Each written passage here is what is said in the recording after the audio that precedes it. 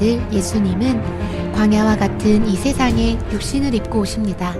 천사는 마리아와 요셉에게 성령으로 잉태될 예수님의 소식을 전합니다. 들에서 양을 치고 있던 목자들에게 천사가 나타나 베들레헴에 구주가 나셨음을 알립니다. 두려워하지 말아라. 나는 온 백성에게 큰 기쁨이 될 소식을 너희에게 전하여 준다.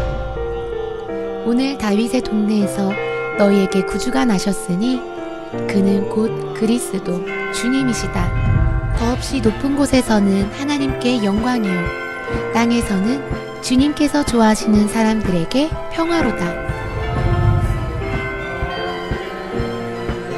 선한 목자 되시는 예수님은 온 열방의 큰 기쁨의 소식입니다. 이 지역은 보아스가 룻을 아내로 맞아들인 보아스의 밭이기도 합니다. 이방인이었던 룻은 예수님 오실 길을 준비한 여인이 되었습니다.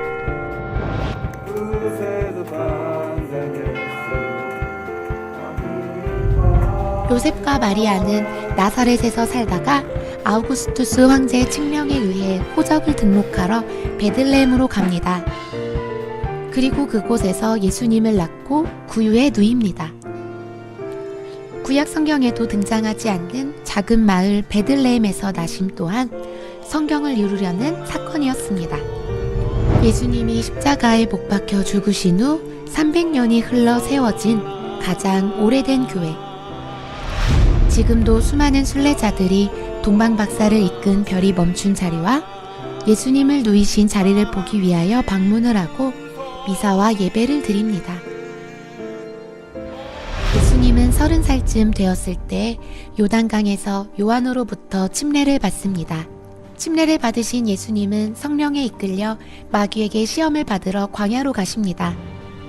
예수님은 이곳에서 40일간 금식하시면서 마귀의 시험을 이기시고 갈릴리로 내려가십니다.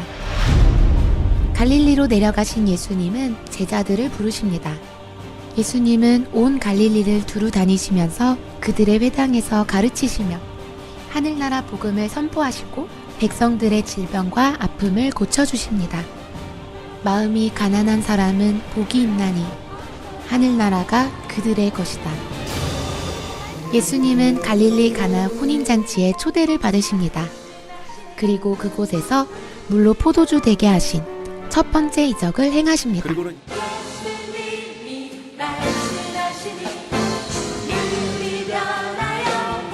가나에 있던 왕의 신하 한 사람은 아들이 가버나움에서 죽게 되었는데 예수님께 간구하자 예수님은 내 아들이 살 것이다 라고 말씀하십니다.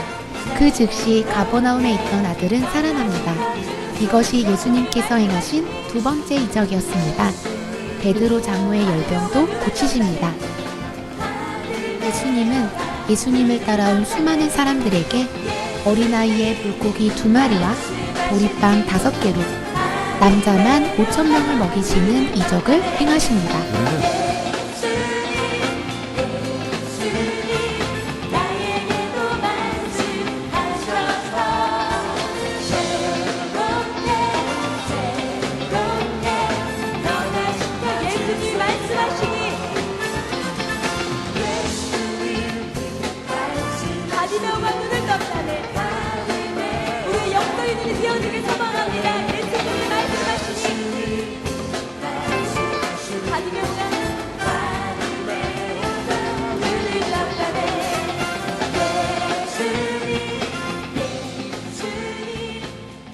예수님은 베드로와 요한과 야고보를 따로 데리고 기도하시기 위해 산에 오르십니다.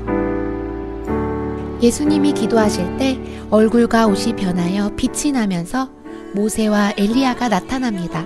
그때 하늘에서 소리가 나기를 이는 내 사랑하는 아들이요 내 기뻐하는 자니 너희는 그의 말을 들으라.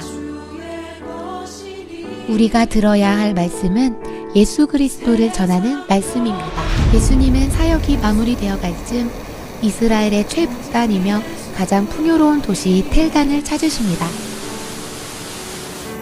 이곳은 단지파가 하나님이 배정해 주신 땅을 버리고 풍요로움을 쫓아 이주해온 도시입니다. 얼마나 풍요로운 도시인지 감상해 보실까요?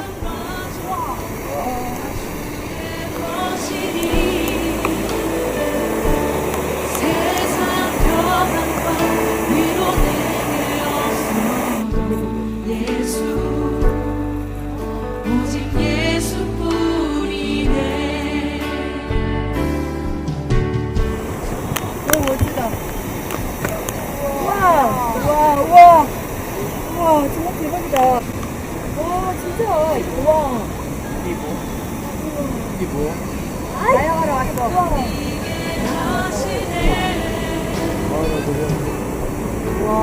헐몬산의 눈이 녹아 모여서 떨어지는 바니아스 폭포. 이 물은 갈릴리까지 내려가 큰 호수를 이룹니다. 헤롯 빌립은 텔단이 있는 이곳 가이사랴 빌립보를 수도로 만들기 위해 풍요와 다산의 신인 판을 위한 신전과 로마의 황제 아우구스투스 신전을 세웁니다. 예수님은 제자들을 데리고 이곳을 찾으신 것입니다. 돈이 있고 정치가 있고 종교가 있는 여기에 사람들이 날 누구라고. 풍요하지만 불순종과 우상으로 가득한 삶. 예수님이 아닌 다른 신들을 찾고 있지는 않습니까?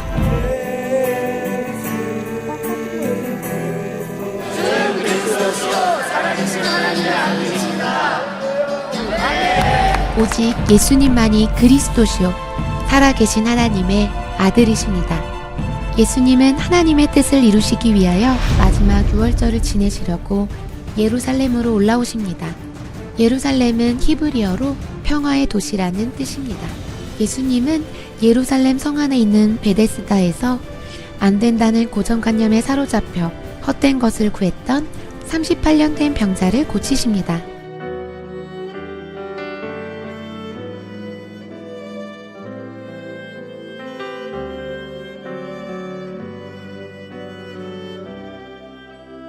수많은 변명과 핑계를 대며 주저앉아 있던 병자를 고치신 것처럼 예수님은 오늘도 우리에게 말씀하십니다. 내 자리를 들고 걸어가라.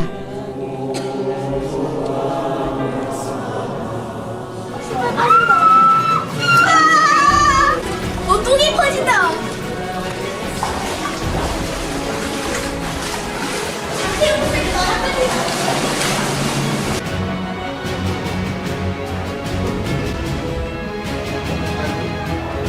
실로암 연못에서 오신 것을 환영합니다. 예수님은 앞을 보지 못하는 맹인에게 땅에 침을 뱉어 진흙을 이겨 그의 눈에 바르시고 실로암에 가서 씻으라 말씀하시며 눈먼 자의 눈을 뜨게 하셨습니다.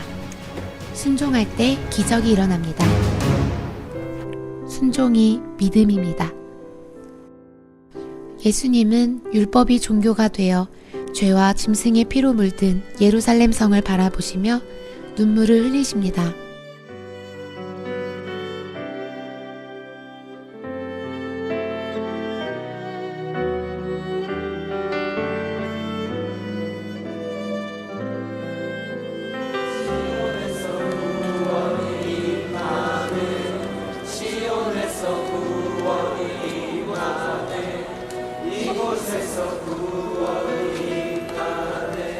예수님은 유월절 전날 제자들과 함께 최후의 만찬을 하시고 겟세마네 동산에 오르셔서 밤이 맞도록 땀방울이 핏방울 되도록 기도하십니다.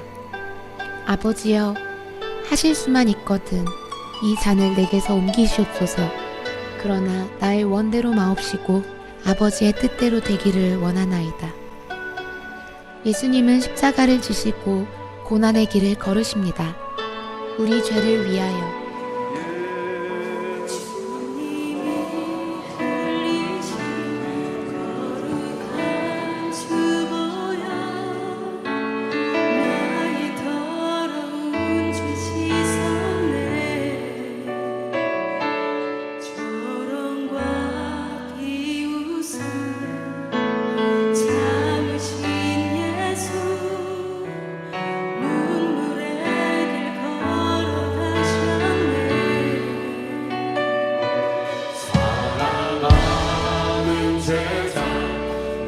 모두 죽어나도 죄인의 십자가 지셨네.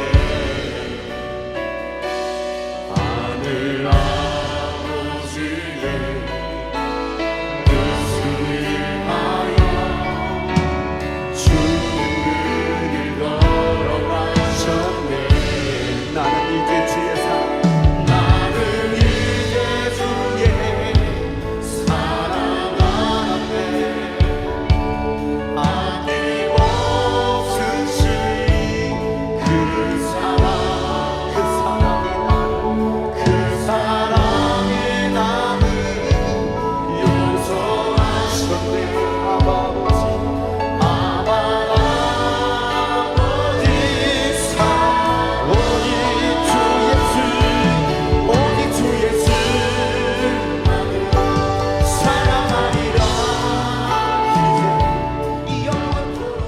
가난한 자에게 복음을, 포로된 자에게 자유를, 눈먼 자에게 다시 보게 하며 눌린 자를 자유케 하시려고 십자가의 길을 걸으셨습니다. 십자가는 장식품이 아닙니다. 십자가는 사명입니다. 십자가는 사랑입니다. 예수님은 6시간 동안 물과 피를 다 흘리시고 오후 3시에 운명하셨습니다. 그리고 말씀하신 대로 3일 후 부활하셨습니다. 부활하신 예수님은 제자들보다 먼저 갈릴리로 내려가셔서 제자들을 기다리십니다. 사명을 잃은 채 고기 잡으러 간 베드로를 찾아오신 예수님. 네, 사랑합니다. 교회의 사명은 잃어버린 영혼을 찾아 구원하는 것입니다. 잃어버린 영혼을 찾아 모든 열방이 하나님을 예배하게 하는 것입니다. 오직 성령이 너희에게 임하시면 너희가 권능을 받고 예루살렘과 유다와 사마리아와 땅끝까지 이르러 내 증인이 되어라. 지중해를 넘어 온 열방으로. 예수님이 사랑하시는 이스라엘, 4,000년 역사를 지켜온 약속의 땅 이스라엘. 복음이 시작되었지만 복음을 잃어버린 땅 이스라엘. 마지막 복음의 종착지인 이스라엘.